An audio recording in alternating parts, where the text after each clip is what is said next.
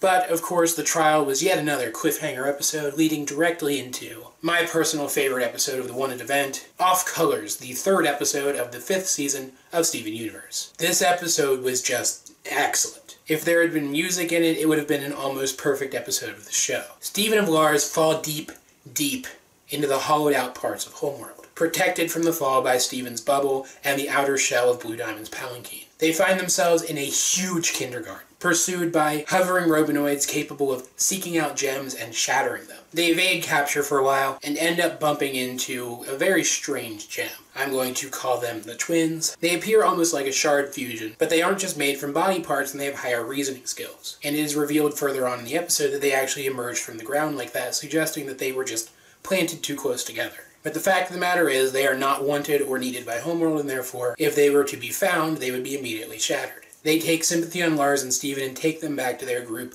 of other off-colors. Gems who have no place in Homeworld society, and are therefore outcasts, left in hiding from Homeworld's forces. Every single one of these gems, the aforementioned twins, Princess Peach, not Garnet, and Caterpillar Grandma, would be shattered immediately if they were discovered. Are you guys even surprised that I didn't use their real names at this point, or is this becoming a cliche? Let me know.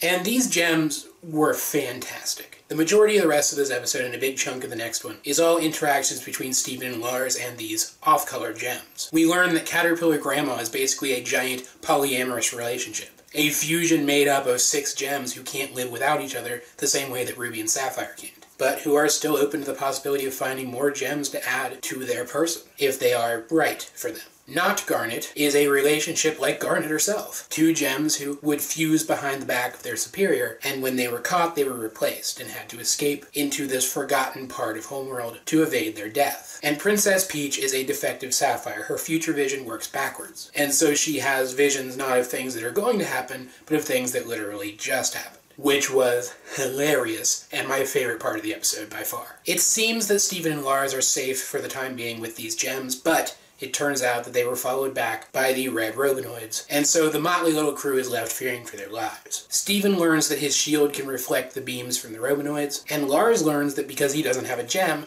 the robonoids can't find him. Or at the very least, when they do find him, they don't recognize him as a gem, and therefore ignore him. So he is able to use his body to shield the off-color gems. He allows himself to be scanned instead of them. And after Steven reminds him that it's okay to be afraid, Lars actually finds the courage to take up what looked like a fallen stalactite and actually fight back against the robonoids, protecting his new friends. But this is when a great tragedy occurs. Lars, in destroying the last of the robonoids, is sent flying across the little canyon in which they are all situated. He slams hard into a stone pillar and dies. But Steven is so moved by the loss of his friend that he cries on him. His healing powers activate, and Lars is revived as a pink-skinned, pink-haired being identical to Lion. I mean, not literally, he's still Lars and not a lion, but you get my point. Lars is literally raised from the dead, and in that same instant, it is confirmed once and for all what Lion is and where he came from, which is something I'm going to be talking about elsewhere, so I'm not going to delve into that here. And because the consequences of Lars's resurrection are talked about in the next episode, I'm going to wait to talk about that in the next review. Instead, I want to talk about the gems that we met in this episode and how refreshing it was to meet Homeworld gems who do not count themselves as part of Homeworld, who are discarded by Homeworld, because it puts a crack in Homeworld's perfect narrative of a perfect society. Jasper spoke of Homeworld as if it was this flawless, insurmountable, ideal society, where everything has a place and everything that doesn't have a place is immediately discarded, and that's just the way things are, and it's right. The way she talks about it, it comes off as if she believes that it's every gem's duty to fall into one of those categories. Either they are a cog in the machine, or they resign themselves to non-existence. And that is why what Rose did, taking in those misfits, those gems who just didn't fit,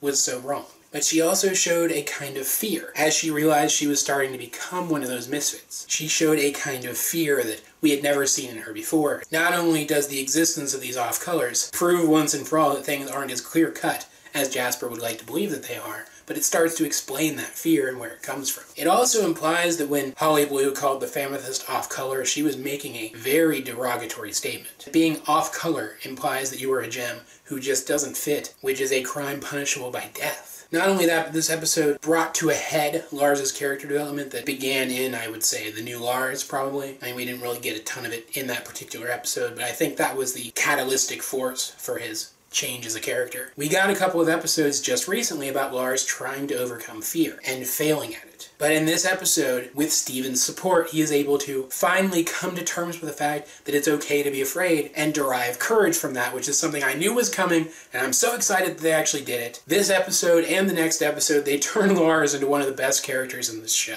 I'm not sure that I 100% agree with the way that they did that, but we'll get to that next review, like I said. We also get to see this forgotten part of Homeworld, and there's a lot of details here. Not only do we get to see a giant kindergarten in what is very clearly a hollowed-out planet, giving us a glimpse of what Earth's future might have been under Homeworld's rule, but we get to see ancient gem architecture, which, holy crap, am I going to talk about that in another video. Let's just say that some of the things that I've been thinking about Homeworld for quite some time were all but outright confirmed. This was a fantastic episode, by far the highlight of the entire Wanted special. I absolutely adored it, and it has got me excited to see where the show goes from here.